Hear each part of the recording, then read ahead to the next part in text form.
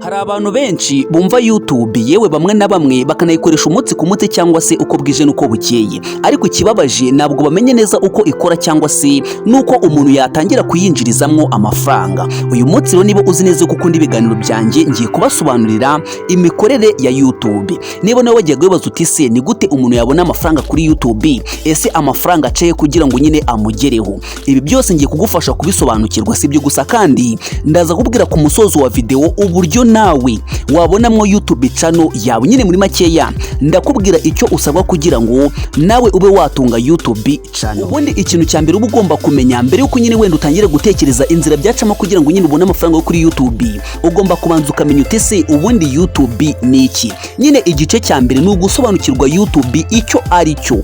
Ubundi YouTube ni urubuga rwo kuri internet rufasha abantu. Aka kantu kumve neza cyane, YouTube ni urubuga rwo murandasi cyangwa se kuri internet rufasha abantu. Rero bivuze ngo mbere yuko uza kuri YouTube ni ikihe kintu ugiye kuzana kizafasha societe cyangwa se kizagira umumaro abantu. Nkangiye ku ruhande rwanjye murabizi neza yuko icyo mbere no kugira ngo twungurane ibitekerezo, ikindi cya kabiri dufashanye nk'urubyiruko nyine mu buryo bw'ubujyanama, ungira inama nanjye nkugire inama. Ngewe nicyo cyanzanye kuri YouTube. Urumva rero ngewe muri make mfite impamvu yanzanye kuri YouTube. Ese nawe niba wifuza kuyitangira ni ikihe kintu aka kanya kizakuzana ku rubuga rwa YouTube nyine rukorera kuri internet?